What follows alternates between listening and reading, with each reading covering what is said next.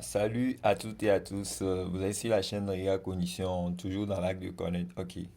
On va démarrer par la notion de barycentre au fait. On va décortiquer ça pas à pas. Bon, pour le moment, je vais démarrer avec la notion de barycentre de deux points pondérés. C'est bon? Bon, comme une petite introduction. Regardez, si je prends une planche comme ceci et je dépose deux solides de masse 2 kg qui est le solide A et le solide B, aussi de masse 2 kg. Je prends une barre de fer comme de cette forme que je dépose en bas. Pour que ça soit en équilibre, je dépose les solides à chaque extrémité de la planche. C'est bon. Et la barre de tige là qui est comme ça, que je mets au centre comme ça. Comme les masses sont les mêmes, si je et la barre là est au milieu, ça veut dire que on va définir un centre d'équilibre là-bas que je nomme G. C'est bon. Donc ça veut dire que comme les masses sont identiques et ceci est au milieu, ça fait un centre d'équilibre. Moi je peux dire le centre. Oui, un centre d'équilibre, c'est bon. Donc ça veut dire que le solide A qui a affecté est de 2, le solide B qui a affecté du coefficient 2 aussi. Bon, je prends ça comme ça. Donc de là, je définis un barycentre que j'appelle G. G égale barre de quoi? Barre de A2, B2. C'est bon. Et la somme des coefficients sont non nuls. C'est bon. 2 plus 2, ça fait 4. C'est bon. Par ici, la somme des coefficients, c'est bon. Ok, on y va. Donc, avec tout ce que je viens de dire, je peux maintenant vous définir le barycentre de deux points pondérés avec cette phrase ici. En disant soit A et B. Et ça ne peut pas être A forcément. Ça peut être C et D. C'est bon. Deux, deux points. Deux points du plan. Du plan que j'appelle P. Le plan P comme ça. P bombé comme ça. Alpha et bêta de réel, de réel, tel que quoi? Tel que quoi? Alpha plus bêta différent de 0. Parce que c'est la condition pour que le barycentre existe. La somme des coefficients doit être non nul. C'est bon. Il existe quoi? Il existe un unique, un unique point. Un unique point G tel que quoi? Tel que on a l'égalité ceci.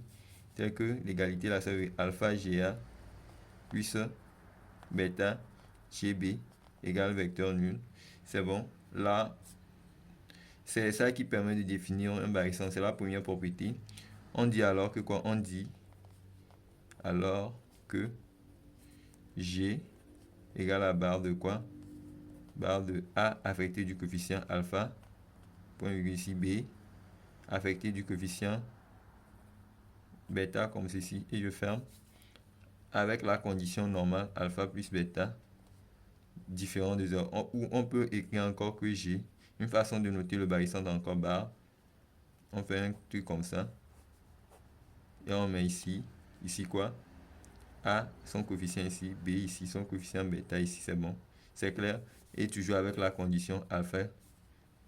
Avec alpha plus bêta qui est différent de 0. C'est bon. C'est clair. Bon, je vais vous énoncer une deuxième propriété. Encore du barycentre. Qui est ceci. Là, on va prendre les points du plan. On va dire, quel que soit M élément du plan, ça peut être, on peut prendre au lieu de M, on peut prendre K. C'est bon, quel que soit M du plan, on a alpha MA, vecteur MA plus bêta, vecteur MB. Ça doit être égal à quoi? Je l'écris, c'est égal à quoi? Il n'y a pas d'espace ici, je reviens à la ligne. Bon, j'écris tout ici.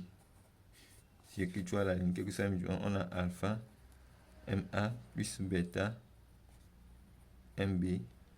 Vecteur, ça fait alpha plus bêta, le tout MG, c'est bon. Et je vais vous donner encore certaines propriétés pour pouvoir construire le barycentre de deux points pondérés, à savoir par l'élève, si on a AG, pour construire AG, ça fait bêta AB ici, vecteur AB sur la somme alpha plus bêta à connaître, et aussi BG, ça fait quoi? Ça fait alpha BA sur alpha plus bêta, c'est bon? C'est clair pour vous? Ça veut dire que dans un exercice, au lieu que ça soit A ici et A ici. Bien, bon, les points peuvent changer quoi. Bon, ok, je vais pas dire trop. Les points peuvent changer.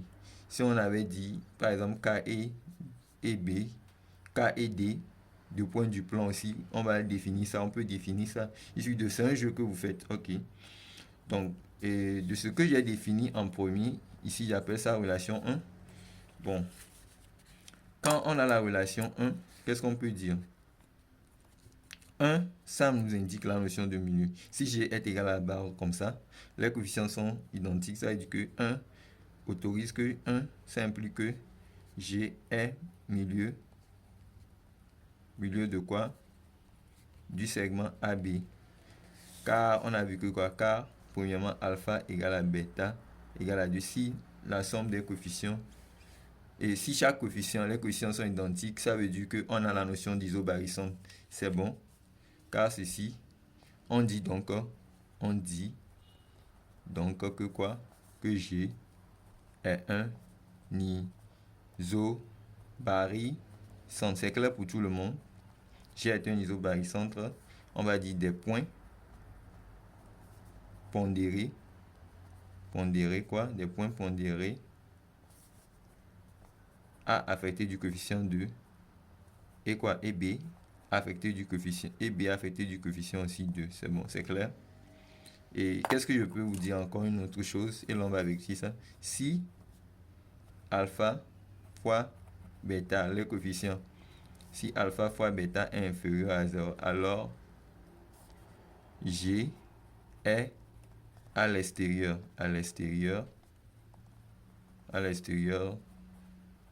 de quoi? Du segment AB. On va prendre un barycentre, on va essayer de le construire. Donc, je donne G égale à barre de quoi pour vous vérifier ça? Égale à barre de A moins 2. Et je fais quoi? Point virgule B 5. C'est bon. Allez voir la somme. Ça va. Moins 2 plus 5, c'est différent de 0. Donc, le barycentre là existe. On peut le construire.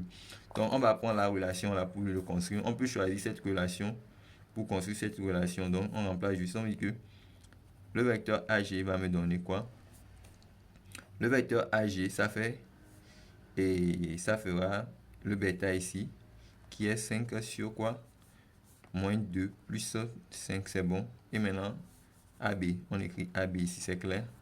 Donc finalement, ce qui implique que j'aurai AG égale à 5 sur combien? 5 sur 3 AB, c'est bon. Donc pour faire la construction, c'est quoi? Ça veut dire que je peux prendre n'importe quelle dimension. Ici, comme je n'ai pas donné des dimensions, on va prendre AB, on va le diviser en 3 parties. Voilà le segment. Je prends A ici, un écart, 2, et je mets 3 ici comme ça. Donc j'ai B ici.